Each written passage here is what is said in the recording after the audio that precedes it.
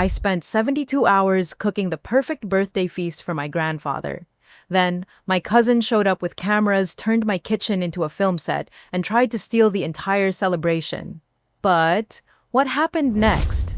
Let's just say some family members learned a very expensive lesson about what really matters. Here's how a 17-year-old girl's act of love exposed the ugly truth about my family. You know that moment when you realize your family has been treating you like a backup plan your entire life? Well, I'm about to tell you exactly when that moment hit me like a freight train. My name's Sarah. I'm 35 and I've been raising my daughter Mia alone since she was 3. Mia's 17 now, smart as a whip, and has this incredible relationship with my grandfather Hank that honestly makes me a little jealous sometimes. While other kids her age are glued to their phones, Mia's sitting cross-legged on Grandpa's kitchen floor, writing down his stories about growing up during the Depression. Last month, Mia came home from one of her visits with this spark in her eyes I hadn't seen in months. "Mom," she said, dropping her backpack by the door. "Grandpa's 70th birthday is coming up in 3 weeks." Now, Grandpa Hank isn't the type who makes a fuss about birthdays. He's this humble, soft-spoken man who worked construction for 40 years and still insists on fixing everyone else's problems before acknowledging his own.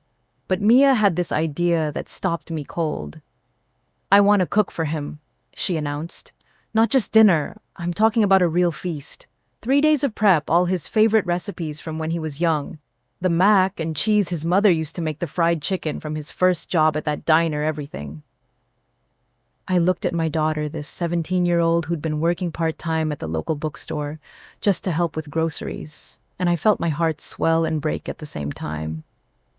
"Honey, that sounds incredible, but that's a lot of work and money." "I've been saving up," she said, pulling out this crumpled envelope from her jeans pocket. "I've got $230. I know it's not much, but I've been planning this for weeks. I even called Grandpa's neighbor, Mrs. Rodriguez, to get some of the old family recipes he mentioned." That's when I knew this wasn't just about a birthday dinner. This was about Mia wanting to give back to the one person in our family who'd never asked her to be anything other than herself. But here's where things get complicated.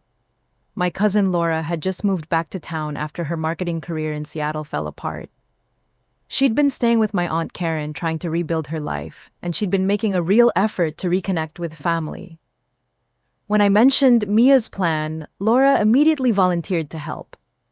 "Oh my God, that's so sweet," Laura said over the phone. "I actually have some experience with event planning from my old job.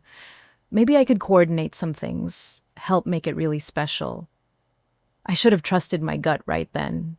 Because in my family, when someone offers to help make it special, what they usually mean is, "Let me take over and get the credit."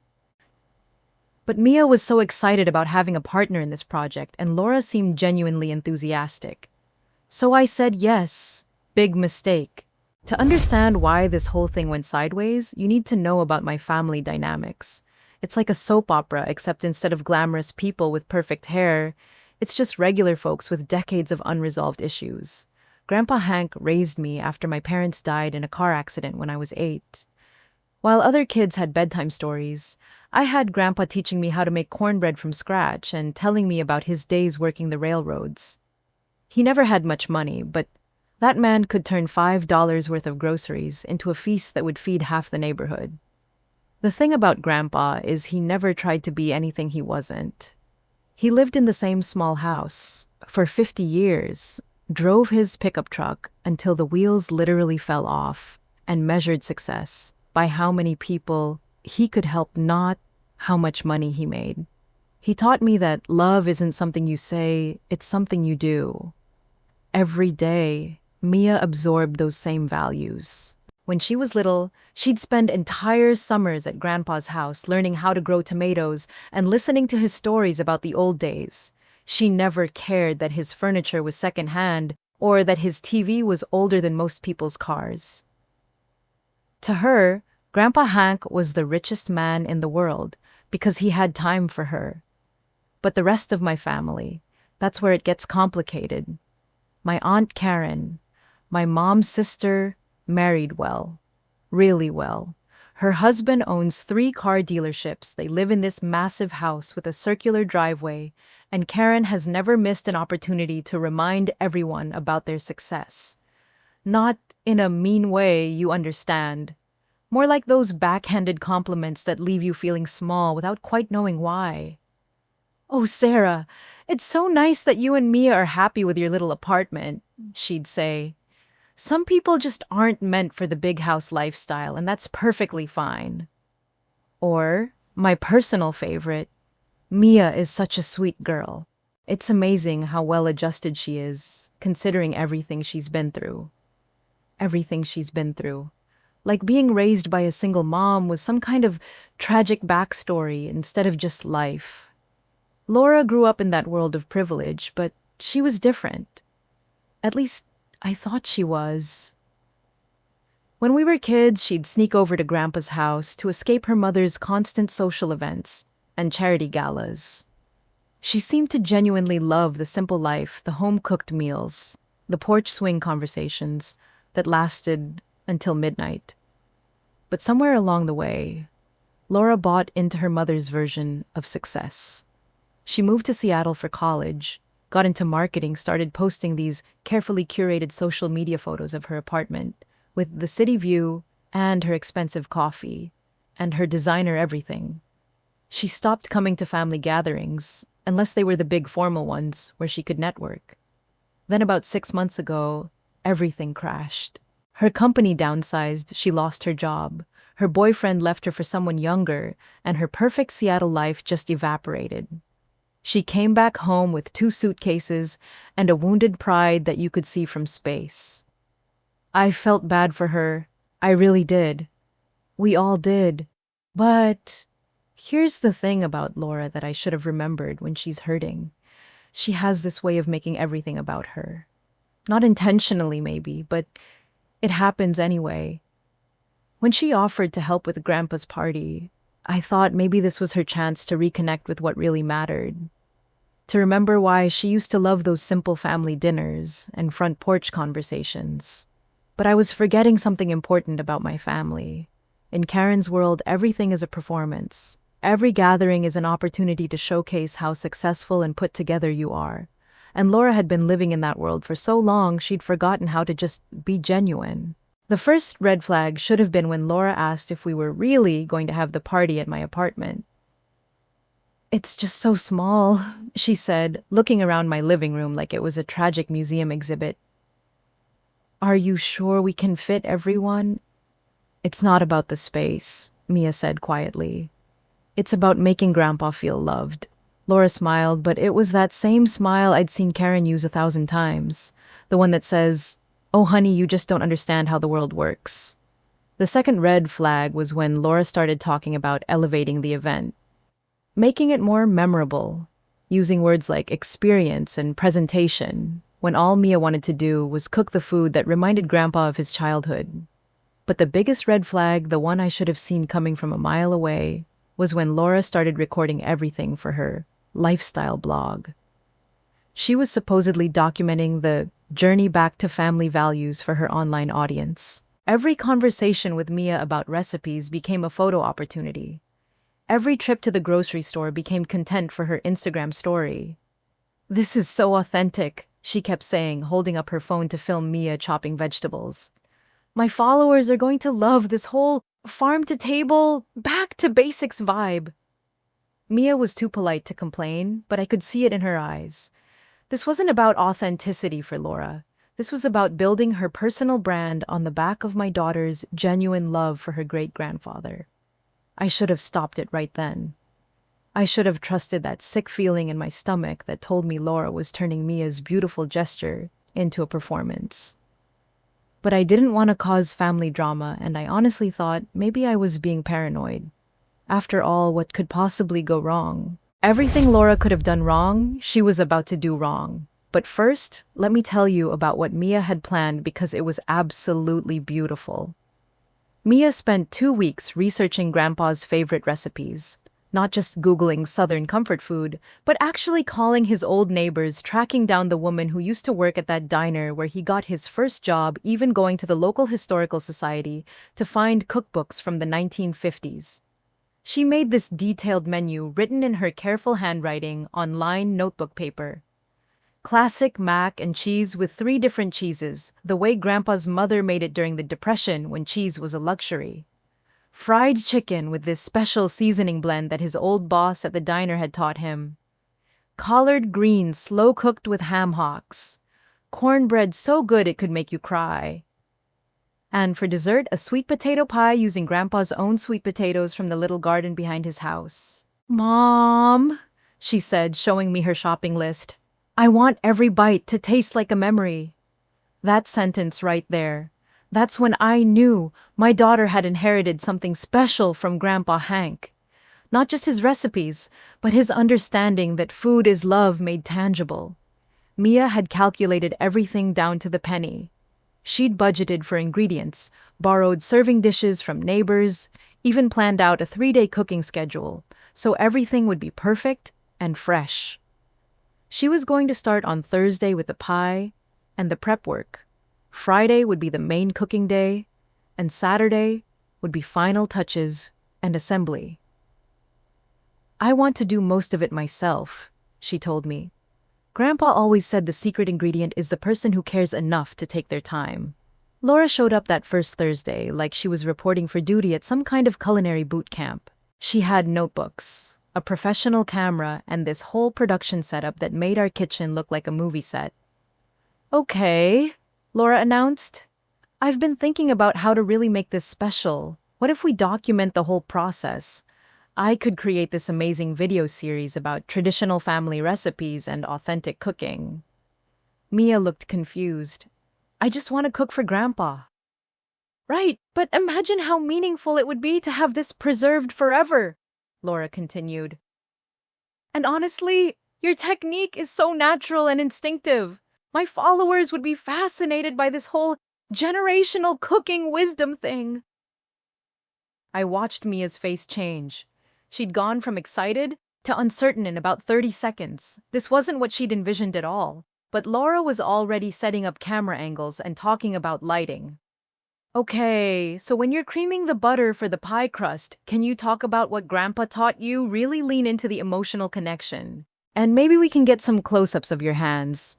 There's something so powerful about young hands using old techniques."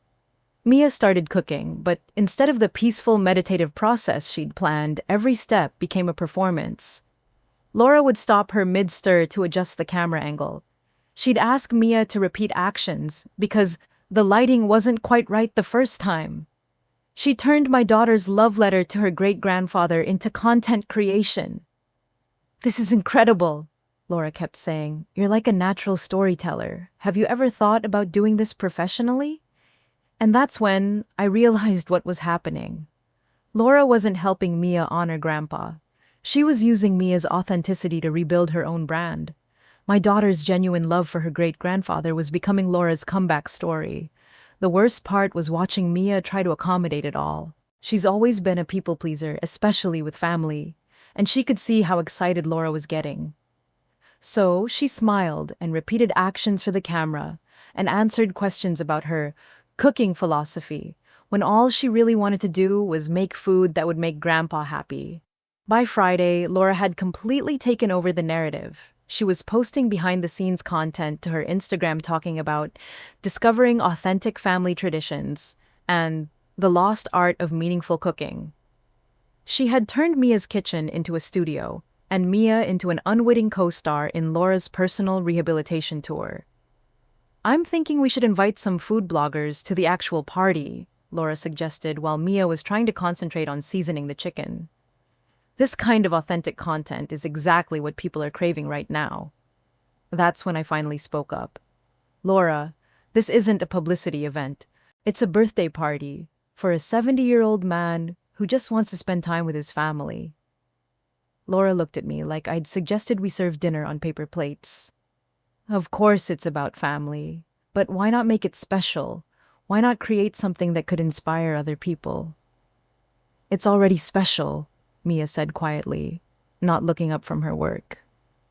It doesn't need to inspire anyone except Grandpa.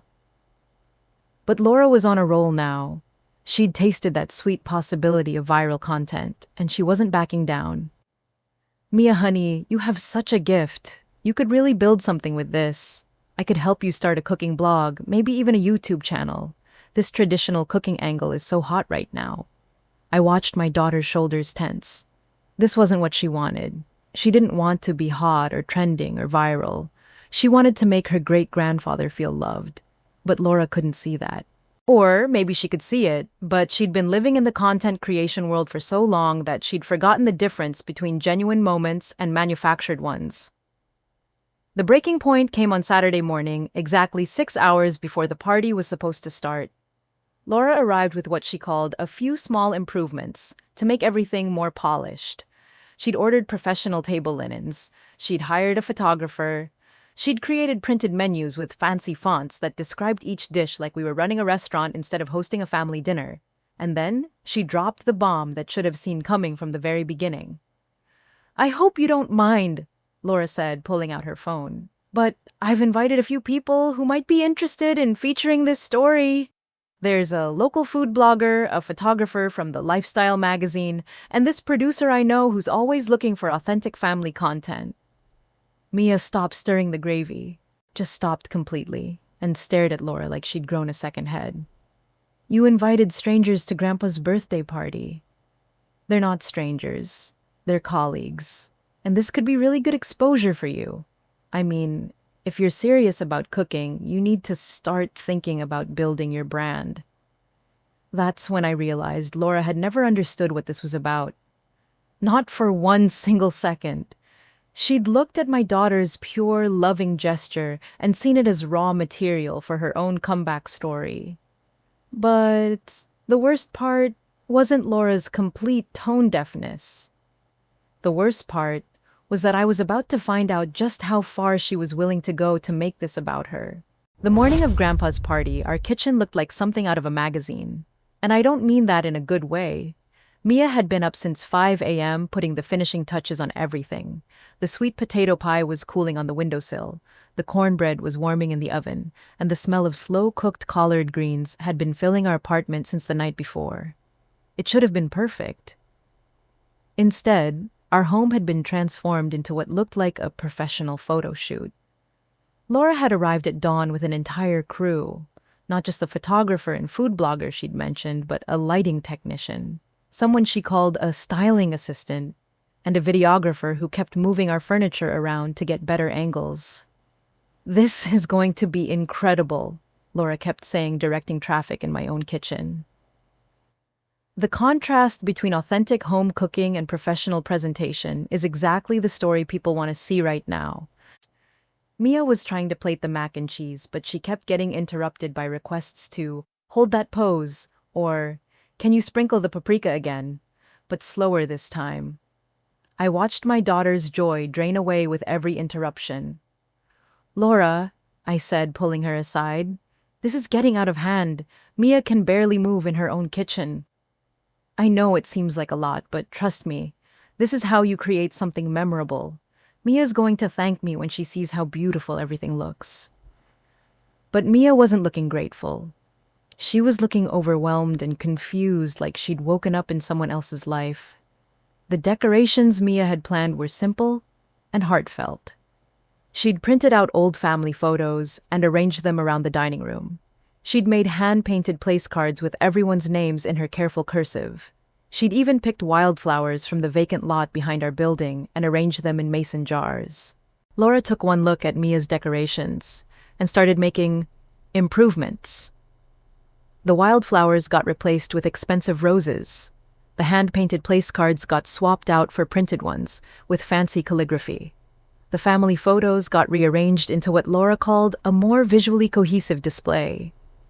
"It's not that your ideas weren't sweet," Laura explained to Mia, "but we want everything to photograph well. You understand, right?" Mia nodded, but I could see tears starting to form in her eyes. This wasn't her party anymore. It had become Laura's production, and Mia was just another prop. The final straw came at 11 a.m., exactly 3 hours before the party was supposed to start. Laura pulled me into the hallway away from all the cameras and crew members who had taken over our home. "So, I have some exciting news," she said with this bright fake smile. "Aunt Karen and I talked this morning, and we've decided to move the party to a better venue." I felt my stomach drop. "What do you mean, a better venue?" "Well, let's be honest, Sarah. Your apartment is charming for what it is, but it's not really appropriate for the kind of celebration we're trying to create here. Karen found this beautiful private dining room at that new restaurant downtown. Much more elegant, much more photogenic. Laura, this is Mia's party. She planned it for our home. And it was a lovely idea, but sometimes we need to think bigger. The restaurant has professional lighting, a better layout for filming, and honestly, it's just more suitable for the caliber of guests we're expecting." That's when it hit me. "What guests? This was supposed to be family dinner." Laura's smile got even brighter and faker. "Well, that's the other exciting part. This story has gotten some attention on social media, and we've had some incredible people reach out. Food Network is sending a producer. Southern Living wants to do a feature. This could be huge for Mia." I stared at Laura like she'd lost her mind. Food Network, Southern Living. Laura, Mia is 17 years old. She just wanted to cook dinner for her great-grandfather. Exactly. That's what makes it so special. This whole authentic family tradition angle is exactly what people are looking for right now. Mia could be the next big thing in traditional cooking. But what if Mia doesn't want to be the next big thing? Laura looked at me, like I'd suggested we cancel Christmas. Of course she wants this. Every teenager dreams of this kind of opportunity. But that was the problem. Laura had never actually asked Mia what she dreamed of. She'd just assumed that everyone wanted the same things. She wanted attention, recognition, fame, success measured in followers and features, and viral moments. I walked back into the kitchen, where Mia was standing perfectly still, holding a wooden spoon, while the videographer filmed her candid cooking moments for the 10th time. "Honey," I said gently, "can we talk for a minute?" We stepped out onto our little balcony, away from the cameras and crew and chaos that had taken over our home. "Mom," Mia said, and her voice was so small and tired, "I don't think I want to do this anymore." The cooking... No, the cooking is fine. I love the cooking. It's everything else. All these people, all these cameras. This isn't what I wanted. I looked at my daughter, this amazing 17-year-old who had spent 3 days pouring her love into every dish, and I realized I had failed her. I had let Laura turn her beautiful gesture into a circus. "What do you want to do?" I asked. "I want to call Grandpa and tell him to come over for dinner. Just dinner. Just us. I want to sit around our little table and watch him taste the mac and cheese and see if it reminds him of his mother. I don't want cameras. I don't want strangers. I just want my family." That's when my phone buzzed with a text message from Aunt Karen. "Change of plans.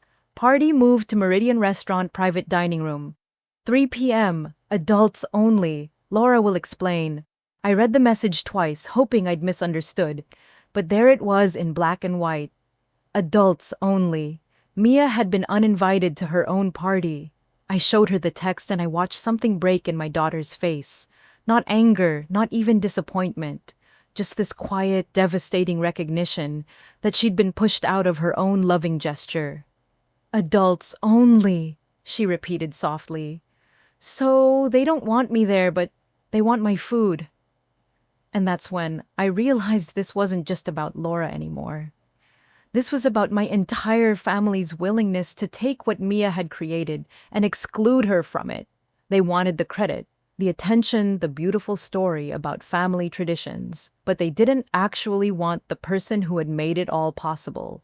"Mom," Mia said, looking out over our neighborhood with its small houses and overgrown gardens and people who actually knew each other's names, "did I do something wrong?" That question hit me like a physical blow, because I'd asked that same question so many times growing up. when Karen would host family gatherings and somehow forget to invite us, when Laura would come home from college and act like our simple dinners weren't sophisticated enough for her new friends, when I'd realize over and over again that in my family, love was conditional on being the right kind of person, in the right kind of place with the right kind of life, and now they were doing it to Mia. No, baby, I said, pulling her into a hug. You didn't do anything wrong. You did everything right. You cooked with love, you planned with care, and you wanted to honor someone who deserves to be honored. The problem isn't you. Then what do we do?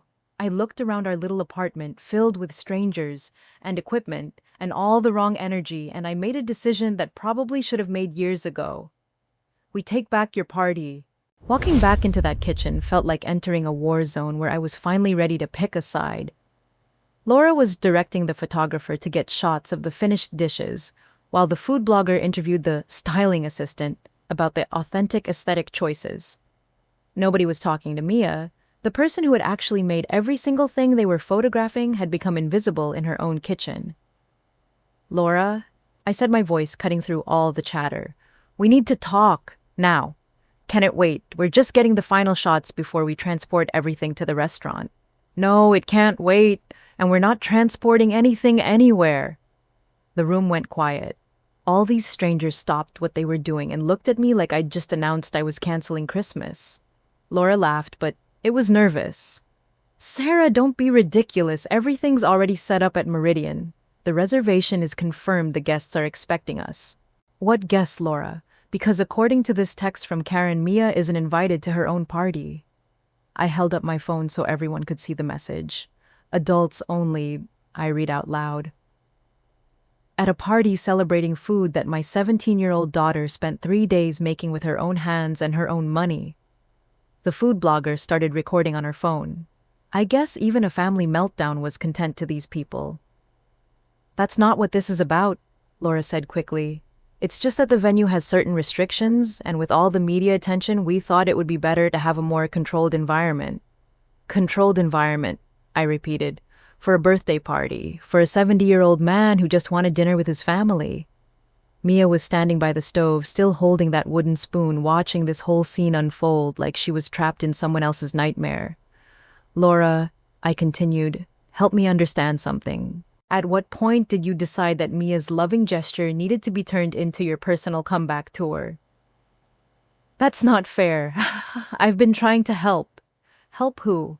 Because from where I'm standing, the only person you've been helping is yourself.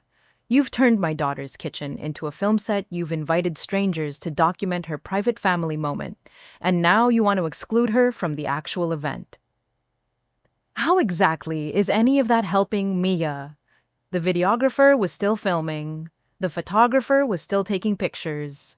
These people were treating our family crisis like entertainment. And that's when I truly understood what Laura had become. She'd turned into someone who couldn't tell the difference between living a moment and performing one. You know what? I said, addressing the entire room. Party's over. Everyone out. Sarah, you can't be serious, Laura said. Do you have any idea what you're throwing away? This could change Mia's entire future. What if Mia doesn't want her future changed? What if she just wanted to make mac and cheese for her great-grandfather?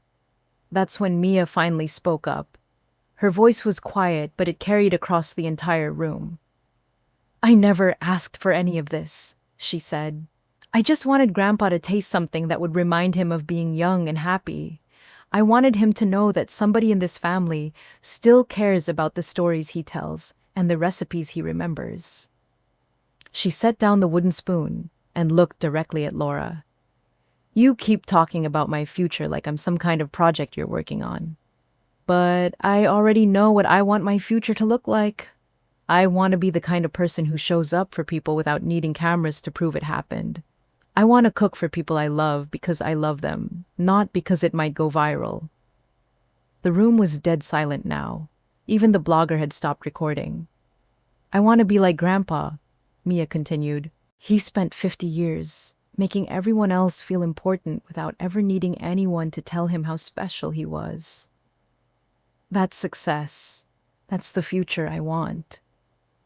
Laura's face crumpled. For just a moment, I could see the cousin I used to know, the one who used to sneak over to Grandpa's house to escape her mother's constant performances. But then she pulled herself together and put that bright, fake smile back on. Fine, she said. If this is how you want to handle it, that's your choice. But don't blame me when you realize what an opportunity you've wasted. She gathered up her notebooks and her professional cameras and walked toward the door. The crew followed her like ducklings, packing up their equipment and avoiding eye contact with anyone. At the doorway, Laura turned back one more time. You know, Sarah, this is exactly why you've never gotten anywhere in life. You're so afraid of success that you sabotage it every time it shows up. And there it was! The real Laura? Not the helpful cousin or the enthusiastic collaborator, but the person who measured everyone else's worth by her own broken definition of success. After the door closed behind them, Mia and I stood in our kitchen, surrounded by all the food she'd made with so much love, and the silence felt like a blessing. Mom, she said after a long moment, did we just ruin everything? I looked around at the beautiful feast my daughter had created. The mac and cheese that looked exactly like something from Grandpa's childhood, the fried chicken that was perfectly golden and crispy, the sweet potato pie that smelled like autumn and memories. No, baby, I said. I think we just saved it. For about 10 minutes after Laura left, Mia and I just stood there in our kitchen processing what had just happened. The silence felt almost sacred after all that chaos. Our apartment looked like a bomb had gone off. There were light stands and the corner camera equipment scattered around, and expensive flowers that nobody had asked for sitting on our table next to Mia's hand-painted place cards. But underneath all that mess was something beautiful, the feast that my daughter had made with her own hands and her whole heart. So, what do we do now? Mia asked, picking up one of the fancy printed menus that Laura had left behind. Grandpa's expecting a party, and everyone's at that restaurant. I pulled out my phone and stared at it for a long moment. The easy thing would be to call Grandpa, apologize for the confusion, and send him to Meridian Restaurant, where Karen and Laura were probably already holding court with their food bloggers and photographers. The safe thing would be to just let them have their version of his birthday celebration and stay out of the family drama. But looking at Mia standing there in her simple jeans and the apron Grandpa had given her last Christmas, I realized something. This wasn't about avoiding drama anymore. This was about choosing what kind of family we wanted to be. You know what? I said, setting my phone down on the counter.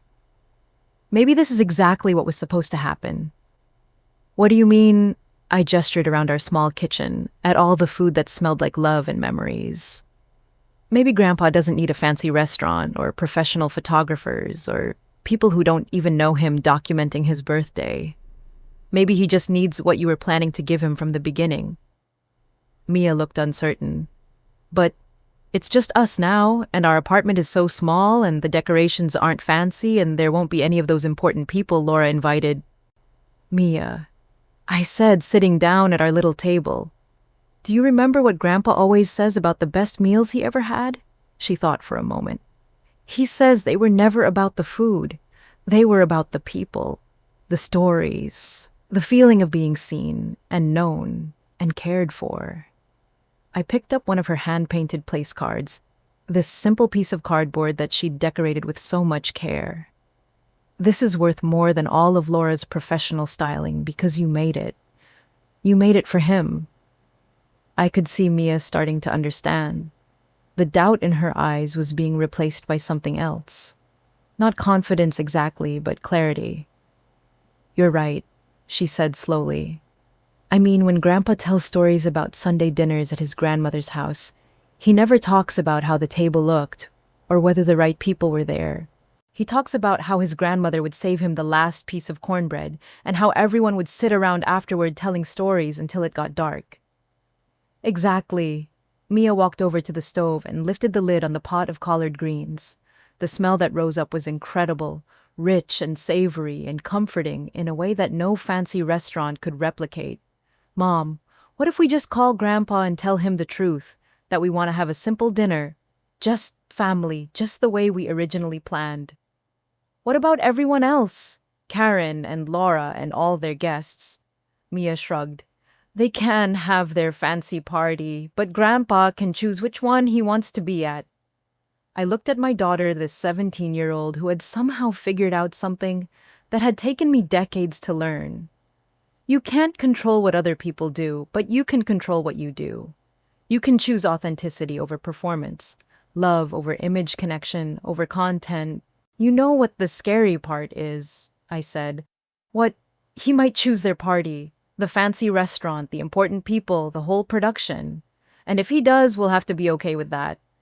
Mia nodded seriously. But if he chooses us, it'll be because he actually wants to be here, not because he feels obligated, or because someone told him it would be good for his image. That's when I knew we were making the right decision. Not the easy decision, not the safe decision, but the right one. I picked up my phone and called Grandpa. "Hey, sweetheart," he answered on the second ring. "I was just getting ready to head over to that restaurant Karen mentioned, though I have to say I'm a little confused about the change of plans." "That's actually why I'm calling," I said. "There's been some family drama, and the party situation got a little complicated." "Drama? What kind of drama?" I took a deep breath. The short version is that Laura turned Mia's beautiful dinner into a media event, and when we pushed back, they moved the party to a restaurant and uninvited Mia. There was a long pause. They uninvited the person who cooked the food. Yeah, another pause longer this time. "And where's Mia now?" "She's here in our kitchen, surrounded by all the food she made for you. Mac and cheese fried chicken, collard greens, sweet potato pie. Everything you taught her how to make." "And where are you?" "I'm here with her." "And where would you like me to be?" I looked at Mia, who was listening to my side of the conversation with hopeful eyes. "We'd like you to be here too, if you want to be. No cameras, no strangers, no fancy anything. Just us, sitting around our little table, eating food made with love." "Sarah," Grandpa said, and I could hear the smile in his voice. "That sounds like the best birthday party I could imagine." After I hung up, Mia threw her arms around me. "He's coming. He's coming. And you know what? I think we should invite a few more people, but not food bloggers or photographers. Real people. People who actually care about Grandpa, not his story. Like who?" I was already scrolling through my contacts, feeling lighter than I had in days. "Like Mrs. Rodriguez from next door who always asks about him. Like Tony from the bookstore who loves hearing Grandpa's stories about the old days. Like the people from your volunteer work at the community center." Mia's face lit up. "People who know him. People who love him." "Exactly. People who want to celebrate Grandpa Hank, not create content about him." And that's how we decided to throw the party that Mia had always wanted to throw. Not a performance, not a production, but a celebration. Simple, genuine, and full of the kind of love that doesn't need to be documented to be real. You know what's amazing about real community? How fast people show up when something matters. I started making calls, and within 30 minutes, our little apartment was buzzing with activity again. But this time, it felt completely different. Instead of strangers treating our home like a film set, we had neighbors and friends who rolled up their sleeves and asked how they could help. Mrs. Rodriguez from next door was the first to arrive. She took one look at all the food Mia had prepared and immediately disappeared back to her apartment, returning with her good serving dishes and a bouquet of flowers from her garden. "Mija," she said to Mia, arranging the flowers in a mason jar. "This food smells like my grandmother's kitchen. That boy is going to cry happy tears." Tony from the bookstore showed up with folding chairs borrowed from the community center and stories about all the times Grandpa had helped him move inventory. Yes, your grandfather," he told Mia, "is the kind of man who shows up without being asked and never expects to be thanked." Within an hour, our small space had been transformed again. But this time, instead of professional lighting and camera equipment, we had mismatched plates that told stories, hand-me-down tablecloths that had hosted decades of family dinners, and people who knew Grandpa's middle name and his favorite baseball team. Mia was in her element now. Without cameras recording her every move, she could focus on what she'd always wanted to do, make sure every dish was perfect. She tasted and adjusted seasonings, warmed the cornbread, and arranged everything with the kind of care that comes from love, not performance. "This is what I imagined," she told me, stepping back to look at our dining room table. "Just people who care about each other, sharing food that means something." The community center van pulled up outside, and out came 6 residents from the assisted living facility where Mia volunteers on weekends. Elderly folks who had become her surrogate grandparents over the past year, people who understood that the best conversations happen over home-cooked meals. "Mia, sweetheart," called out Mrs. Patterson, a 92-year-old former teacher who always wore pearls to dinner. "We heard there was mac and cheese involved, and we couldn't miss that." Mr. Williams, who'd served in Korea with Grandpa's brother, brought his harmonica. "In case anyone feels like singing," he said with a wink. "Your great-grandfather and I have been known to harmonize a tune or two." Lucy from down the hall arrived with her 2 teenage sons, who immediately started helping Mia set up additional seating. "Mom said there was a party for Mr. Hank," one of them said. "He helped me fix my bike last month. He's pretty cool for an old guy." Oh, that's when I realized something beautiful was happening. This wasn't just a birthday party anymore. It was a celebration of the kind of person Grandpa had always been, surrounded by the community he'd helped build through 50 years of small kindnesses and quiet generosity. The phone rang, and I saw Karen's name on the caller ID. For a moment I hesitated, but then I answered. "Sarah." Karen's voice was tight with barely controlled anger. "I just heard from Laura about what happened. Do you have any idea how embarrassing this is? We have food bloggers and photographers sitting in a restaurant with no food and no guest of honor." "Where's Grandpa?" I asked. "He never showed up. He called the restaurant and said he was having dinner with family." "What did you tell him?" "I told him the truth, that Mia made him a beautiful meal with love and he was welcome to come share it with people who actually know him." There was a long pause. "Sarah, you're being childish. This could have been something special for Mia. Something that could have opened doors for her. Karen, look around your fancy restaurant right now. Look at all those important people who showed up to document Grandpa's story without ever bothering to learn his name. Then think about what Mia actually wanted, which was to make her great-grandfather feel loved on his birthday. You don't understand how the world works. Maybe not. But I understand how family is supposed to work." I hung up before she could respond. "Was that Aunt Karen?" Mia asked. "Yeah, she's not happy that we stole Grandpa from her event." Mia thought about this for a moment.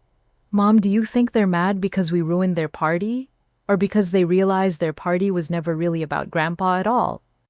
Sometimes my 17-year-old daughter sees things more clearly than adults who've been navigating family politics for decades. I think I said they're mad because we reminded them what celebrating someone actually looks like. At exactly 3 o'clock, Grandpa's old pickup truck pulled up outside. Through the window, I could see him sitting in the driver's seat for a moment, looking up at our building. Then he smiled, grabbed something from the passenger seat, and headed for our door. When we opened it, he was standing there in his best shirt and tie, holding a small wrapped package, and grinning like a kid on Christmas morning. "I brought dessert," he announced, holding up a container of store-bought cookies. "Figured I should contribute something to my own birthday party." The whole room erupted in laughter and welcome voices. Mrs. Rodriguez immediately started fussing over him in Spanish. Tony began telling him about the new shipment of history books at the store. The residents from the assisted living facility surrounded him like he was a celebrity, which in this room he absolutely was. But the moment that made the whole thing worth it was when Grandpa tasted Mia's mac and cheese. He took one bite, closed his eyes, and went completely still. "Mia," he said quietly, "this tastes exactly like my mother's." "Exactly." My daughter beamed. "I called Mrs. Patterson at the Historical Society, and she helped me find the recipe from the church cookbook your mom used to use." "You did all that research just for mac and cheese?" It's not just mac and cheese, Grandpa. It's your mac and cheese. It's the taste of being 5 years old at your mother's table. That's when Grandpa Hank, this tough old man who'd worked construction for 40 years and never asked for help from anyone, started to cry. Happy tears, the kind that come when someone loves you enough to give you back a piece of your own history. What happened next was pure magic, the kind you can't stage or manufacture, or capture for social media, the kind that only happens when people gather with genuine love and no agenda, except celebrating someone who deserves it. Mr. Williams pulled out his harmonica, and suddenly our living room filled with the sound of old songs that everyone somehow knew the words to. Mrs. Patterson started telling stories about teaching school in the 1960s, which led to Tony sharing memories of his grandfather's barber shop, which somehow connected to Grandpa's tales about working the railroad. Every conversation was like a thread weaving together this beautiful tapestry of community, and Mia was right in the center of it all, making sure everyone had enough food, refilling glasses, and soaking up every story like she was storing them for later. You know, Grandpa said to me quietly, while Mia was in the kitchen getting more cornbread, I've been to a lot of birthday parties in my 70 years, but I don't think I've ever been to one where I felt this loved. That's when I understood something I'd been missing my whole life. Real celebration isn't about impressing people or creating perfect moments for other people to admire. It's about creating space for connection, for stories, for the kind of laughter that comes from being fully yourself with people who see you clearly and love you anyway. Around 5 o'clock, as the afternoon light was starting to turn golden, Grandpa stood up and tapped his water glass with a fork. I want to say something, he announced, and the whole room went quiet. Mia, sweetheart, come here. My daughter walked over to where Grandpa was standing, and he put his arm around her shoulders. This morning, Grandpa began, I got 2 invitations to my birthday party. One was to a fancy restaurant with important people and professional photographers. The other was to a little apartment where my great-granddaughter had spent 3 days cooking food that would remind me of being young. He paused, looking around the room at all the mismatched furniture and borrowed chairs and faces that were glowing with warmth and contentment. I've lived long enough to know the difference between being celebrated and being seen. Tonight, surrounded by people who know my stories and care about my heart, I feel seen. He turned to Mia. You didn't just cook me a meal, honey. You cooked me a memory. You took the time to learn what mattered to me, and then you made it real. That's not just cooking. That's love made tangible. The room was dead silent except for the sound of Mrs. Rodriguez sniffling quietly. But here's what I want you to understand, Grandpa continued, his voice getting stronger. You didn't need fancy decorations or professional photographers or important people to make this special. It was special because you are special, because you have something that can't be taught, or bought, or performed for cameras. What's that? Mia asked softly. You have a generous heart. You have the wisdom to know that the best gift you can give someone is your time, your attention, and your care. You're 17 years old and you already understand something that some people never figure out. Grandpa looked directly at me. Sarah, you raised someone extraordinary. Someone who cooks with love, serves with joy, and creates community wherever she goes. You should be proud. I was crying now, but they were the good kind of tears. The kind that come when you realize you've been doing something right, even when it felt like you were failing. That's when we heard a knock at the door. I opened it to find Laura standing in the hallway, still dressed in her fancy restaurant outfit, but looking deflated and uncertain. I'm sorry to interrupt, she said quietly. I just wanted to apologize. The room behind me had gone quiet again, but not in a hostile way, more like everyone was waiting to see what would happen next. The restaurant was beautiful, Laura continued. The food was professionally prepared, the presentation was perfect, and all the right people were there. But it felt hollow, like we were celebrating the idea of a celebration, instead of actually celebrating anything real. She looked past me to where Grandpa was standing with his arm still around Mia. Uncle Hank, I'm sorry I turned your birthday into something that was about me instead of about you. That was selfish and wrong. Grandpa smiled gently. Come in, Laura. There's plenty of food left. I don't deserve to be here after what I did. Maybe not, Grandpa said. But you're family, and family means we make room for each other even when we mess up. Especially when we mess up. Laura walked into our little apartment and looked around at the community we'd created. Real people having real conversations, eating food, made with love, celebrating someone for who he actually was instead of what he represented. This is what I used to love about coming to your house when we were kids, she said to Grandpa. It was never about being impressive. It was about being welcomed. Mia, because she has the biggest heart of anyone I know, walked over and handed Laura a plate. The mac and cheese is really good, she said simply. Grandpa says it tastes like his mother's.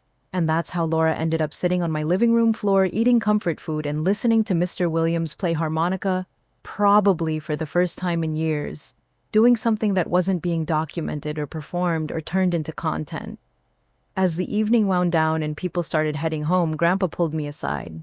Sarah, he said, I want you to know something. What happened today wasn't just about my birthday. It was about choosing what kind of family you want to be. What do you mean? You could have let Laura turn this into a circus. You could have gone along with Karen's version of celebration. But instead, you chose to protect what mattered. You chose authenticity over approval, love over image. He looked toward Mia, who was saying goodbye to the elderly residents and promising to visit them again soon. That girl is going to change the world, he said. Not because she'll be famous or successful in the ways that Karen and Laura measure success, but because she understands that the world changes one genuine connection at a time, one home-cooked meal at a time, one act of love at a time. I hope so. I know so, because she has you as her mother, and you just showed her that standing up for what's right is more important than keeping peace with people who don't share your values. After everyone left and the dishes were done, Mia and I sat on our little balcony looking out over our neighborhood where people were turning on lights in their small houses and settling in for the evening. Mom, Mia said, "Can I ask you something?" Of course. Do you think Laura really learned something today? Or do you think she'll go back to her old ways once she gets her life together? I thought about it for a moment. I don't know, honey. People change when they're ready to change, not when we want them to. But I do know that you showed her something real today. Whether she chooses to hold on to it is up to her. And Aunt Karen might never understand what happened here. And that's okay. We can't control how other people see the world. We can only control how we choose to live in it. Mia nodded thoughtfully. I'm glad we did this. Even with all the drama, even though it didn't turn out the way I planned. I'm glad we chose the real thing over the fancy thing. Me too, baby, me too. As we sat there in the gathering darkness, I realized that this whole experience had taught us something invaluable. Family isn't about keeping everyone happy or avoiding conflict or maintaining some perfect image. Family is about creating space for people to be authentic, to be flawed, to be real. And sometimes the most loving thing you can do is set boundaries that protect what matters most. So here's my question for you. When was the last time you chose authenticity over approval? When did you last create space for real connection instead of perfect presentation? Because I can tell you from experience, the people who truly love you will always choose your genuine heart over your polished performance. If this story resonated with you, I'd love to hear about your own experiences with family dynamics and choosing what matters most. Leave a comment below and don't forget to subscribe for more real stories about real life. Because sometimes the most ordinary moments turn out to be the most extraordinary ones.